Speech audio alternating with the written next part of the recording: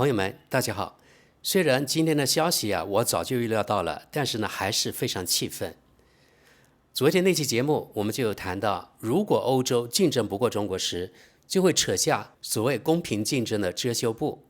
不出所料，为了保护自己落后的电动车产业，欧盟现在要发起对中国电动车所谓反倾销调查，征收惩罚性关税。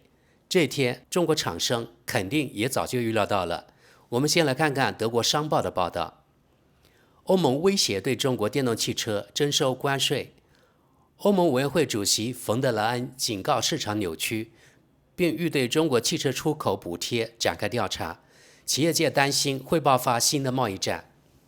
配图说明，比亚迪，来自中国的新汽车巨头，比亚迪中型 SUV Alto 3，上周在慕尼黑国际车展上成了吸引众多观众的磁铁。欧盟希望对廉价的中国电动汽车采取行动。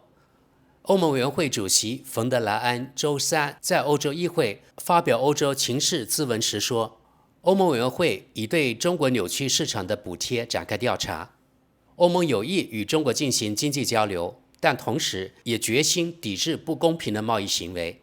欧盟不应允许其企业被竞争对手压价。冯德莱恩回顾了欧洲太阳能产业的命运。10年前，该产业被获得高额补贴的中国竞争对手挤出了市场。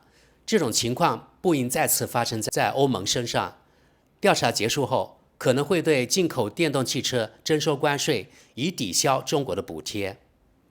这位欧盟委员会负责人说，现在全球市场充斥着价格更低的中国电动汽车，它们的价格因巨额政府补贴而被人为压低，这正在扭曲我们的市场。他说，欧洲欢迎竞争，但不欢迎竞相压价。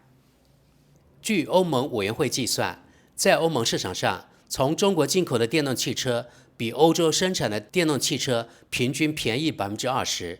最近，中国供应商的市场份额迅速增加。据欧盟统计，目前在欧洲销售的电动汽车中，约有 8% 来自中国制造商。欧盟委员会主席想就欧洲是否将中国电动汽车排除在市场之外展开调查。欧盟委员会担心，在未来几年内，这一比例可能会上升到 15%。这也是因为其他国家已经封锁了自己的市场，比如美国。比亚迪等企业计划大举扩张，几乎每个月，中国的汽车制造商都会在欧洲市场发布新消息，引起人们的关注。最近，比亚迪的欧洲区总裁迈克尔·舒在接受德国商报采访时表示，他的目标是在未来成为德国领先的国际制造商。其他制造商如蔚来、吉利或由中国国有企业上汽集团重新复活的品牌名爵，也有望在欧洲获得扩张的发展机会。最近几天，法国政府尤其一直在推动利用欧盟的贸易手段来保护欧洲汽车工业。通过反补贴调查，欧盟委员会正在行使其权利，主动采取行动应对市场干扰。没有一家欧洲汽车制造商提出正式投诉。不过，欧洲工业协会 ACEA 认为这是一个积极的信号，表明欧盟正在解决我们行业中的扭曲竞争问题。德国制造商担心爆发贸易战。德国的汽车制造商尤其受到中国日益激烈的竞争的挑战，因此更加谨慎。宝马、奔驰和大众等公司严重依赖中国市场，他们担心贸易战的爆发。宝马简短地说，他注意到欧盟的调查。大众汽车公司不愿发表任何评论。德国汽车工业协会 VDA 警告说，还必须考虑到中国可能做出的反击。属于绿党的德国联邦经济部长哈贝克则对冯德莱恩的举动表示欢迎。如果怀疑存在不公平竞争，还能怎么样？这并不是要迫使廉价的中国汽车退出市场，对中方反制措施的担忧是多余的。在怀疑存在不公平竞争时，不进行干预，在政治上是不可行的。德国经理们在闭门会议上也指出来自中国的竞争问题。一位不愿透露姓名的经理说，当然，中国人咄咄逼人的市场攻势在许多地方给我们造成了麻烦，有些中国汽车造得非常好，他说，然而，像蔚来这样的制造商，多年来之所以能够生存下来，全靠向其工厂注入了价值数十亿的资金。据美国咨询公司 Alex 估计，中国国家领导在2016年至2022年期间，已投入约570亿美元支持该行业的发展。中国政府希望借此实现其在燃油车领域从未成功过的目标，将中国制造商打造成全球市场领导者。与此同时，全球约60%的电动汽车来自中国汽车制造商。根据行业数据，去年中国生产了约600万辆所谓的新能源汽车，即电动或混合动力汽车。国家的高额补贴也确保了数以百万计的新供应商进入市场抢夺补贴，这造成了巨大的产能过剩。自2017年以来，北京一直在努力解决这一问题。与此同时，国家主要以对购买电动汽车的消费者减税的形式支持该行业。不过，这些措施适用于所有品牌，一揽子国家援助。因此，欧盟关注的不是中国国内的购买奖励措施，而是中国企业在原材料加工、电池生产和汽车实际生产过程中获得的补贴。除了直接的资本补贴和低息贷款外，还包括获得补贴的服务。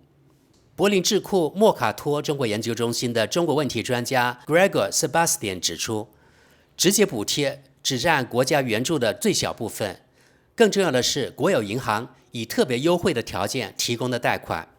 地方政府也经常以低于价值的价格向中国公司提供土地。德国之士点评，目前为止，该报道指出的这些补助措施，其实都是西方国家一直在给他们企业实施的手段。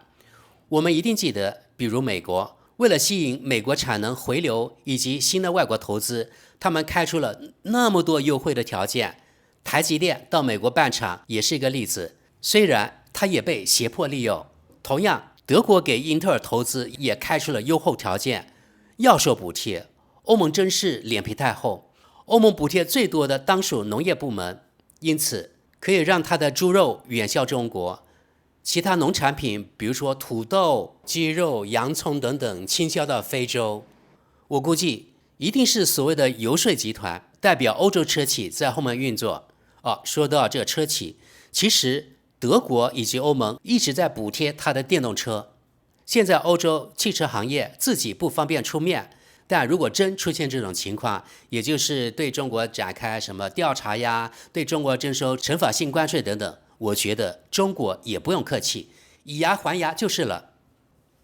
我们看这个图，它有2部分组成，上半部分是2018年以来中国电动车在欧盟的销售数字。2022年销售了近19万辆，今年1到7月已经达到大约17万辆，肯定大幅度超过去年。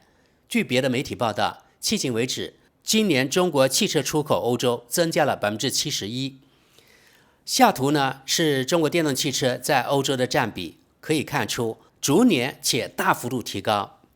此外，中国企业还可以从全国各省产能中获得更便宜的钢材，或获得优惠的公共合同。莫卡托中国研究中心的 The Sebastian 指出，比亚迪的崛起与深圳的出租车行业和公交车密切相关。作为全球最大的汽车市场，中国的竞争最近大大加剧。许多中国电动汽车制造商尚未盈利，或者利润率很低。去年年底，特斯拉发起的价格竞争进一步加大了压力。这家美国汽车制造商在中国非常成功。激烈竞争，中国汽车制造商专注出口。由于国内市场竞争激烈，中国的电动汽车制造商越来越重视出口，最近还出口到了欧洲。最近在慕尼黑举行的国际汽车展 IAA 上，这一点表现得最为突出。咨询公司 Sina Auto Insights 的创始人乐图强调说，本次慕尼黑车展毫无疑问地表明，中国的汽车制造商正在走向欧洲。参展企业的数量及其首席执行官的出席表明，他们在这里看到了巨大的发展机遇。据中国乘用车市场信息联席会 CPCA 统计，今年上半年出口到欧洲9国的电动汽车超过35万辆，超过去年全年。不过，近40%的出口量来自在中国生产的美国汽车制造商特斯拉的车型。德国之士补充，也就是说，今年上半年，中国厂商出口了约21万辆到欧洲。中国国家领导何时以及如何对布鲁塞尔的声明做出反应，现在还没有定论。诚然，对于中国的汽车制造商来说，此次调查并不意外。今年4月，电动汽车初创企业蔚来汽车的创始人威廉·李曾警告说，由于中国生产的成本优势，国外可能会采取保护主义措施。中国乘用车市场信息联席会秘书长崔东树对德国商报说，欧盟的措施在意料之中。然而，由于中国政府对汽车工业的战略重视，停滞不前将是令人震惊的。任何反制措施是否有法律依据，最终都是无关紧要的。法律程序不会限制中国政府采取报复措施。欧盟外交官说，在中国的专制体制下，欧洲公司实际上没有任何权利。德国之士点评，欧洲外交官在这里放什么狗屁？像华为被以莫须有的罪名被西方国家围剿，我们就知道所谓民主独裁的体制对中国企业更是没有下限。哎呀，不说了，一肚子的火。我们现在看到这个图啊，是2023年上半年欧洲市场电动车的销量及市场占比。可以看到，特斯拉高居榜首，大众排名第2，吉利及名爵名列第3及第4。吉利里的数字估计包括沃尔沃。然而，从根本上说，中国领导最害怕的莫过于美国与欧盟结盟，而欧洲人正是从这一事实中获益的。因此，将欧洲人推向美国人怀抱的贸易战不符合中国政府的利益。冯德莱恩强调，与中国保持对话是不可或缺的。在一些问题上，我们仍需共同努力。在计划今年举行的中欧峰会上，他主张降低经济风险，但不是脱钩。这就是冯德莱恩的对华政策。实际上，欧盟委员会负责人在欧洲情势咨文中宣布对补贴进行调查，是试图为欧盟沉闷的政治事务增添一些光彩。他仿效美国总统每年在华盛顿发表的一次国情咨文。冯德莱恩谈了1个多小时，关于气候变化、绿色协议、乌克兰战争、平权和人工智能。但关于中国电动汽车的部分占据了所有其他话题的主导地位。欧盟贸易委员东布罗夫基斯基宣布，他最早将于下周前往中国，讨论挑战与机遇。欧盟希望保持沟通渠道的畅通。好，朋友们，我们现在来看看这家媒体的读者怎么看这件事。第一条评论，欧盟只会指责中国。每个人都知道中国汽车为什么便宜，因为廉价的锂矿、劳动力、产业链、中国企业之间的激烈竞争以及其他因素。中国比欧美开放，所以企业竞争多。为了占领市场，很多企业仍在无利可图地销售电动汽车。在欧盟没有创新，所有政策都在保护传统汽车企业的高额利润。最终的结果是，大家买的汽车比中国贵1倍。下一条评论，关于蒂森克虏伯是怎么回事？具体来说，补助金额将高达20亿欧元，这是用我们的税款吗？德国汽车工业也不能完全抱怨。2021年至2024年的4项补贴令共涉及15亿欧元，相比之下，这并不算多。我想提醒大家，2009年前后的情况，中国人善于山寨并不是什么新鲜事。下一条评论，面对诸多挑战，瞄准中国无助于欧盟电动汽车的发展。下一条评论，冯德莱恩终于找到了替罪羊，大众、宝马、戴姆勒、奥迪、特斯拉在中国的工厂正在向欧洲出口超级多的汽车，欧洲的电动汽车仍然越来越贵。目前，大众电动车 ID.3 在中国的售价约为2万欧元，在德国则为4万欧元起。经过本次倾销调查后，它的价格将涨到5万欧元起。下一条评论，别逗我了，用我们劳动人民的税款进行补贴的整个疯狂，尤其是在德国，可能是一种更具爆炸性的市场扭曲。我认为欧盟内部也应该进行其他调查，也许中国也会对欧盟展开调查。这种双重标准令人难以忍受。下一条评论，数年来，德国一直在对电动汽车进行补贴，这难道不是市场扭曲吗？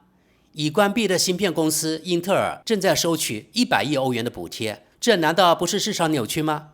曼弗雷德·韦伯当选，冯德莱恩登基，这难道不是对民主的扭曲吗？下一条评论，真有意思，宣称中国电动汽车价格低廉，是为了证明德国和欧洲汽车价格昂贵是合理的吗？德累斯顿现在的情况是，台积电的100亿投资获得了50亿补贴，中小企业的熟练工人被抢走了，巨大的通货膨胀率众所周知，这些难道不是与市场扭曲有关吗？商报的推特账号上也有关于这条新闻的读者评论，我们也看看。第一条评论，以2021年至2024年未来投资为名义，对德国汽车工业进行补贴，不也是一样吗？如果中国现在也这样做，就不好了。下一条评论，这当然是一个名副其实的糟糕的笑话，由昏昏欲睡的汽车行业游说势力煽动起来的。汽车业现在正在睡梦中错过所有的发展趋势。下一条评论，我们的汽车企业赚得盆满钵满，电动汽车补贴被削减了，但他们却像小孩子一样哭闹。欧盟呀，什么破东西！下一条评论，我们也对电动汽车提供补贴。下一条评论，当年日本汽车采用现代工艺生产，几乎毁掉了欧洲的汽车工业。在这里，他们又一次错过了一切。现在我们正试图获得不公平的优势。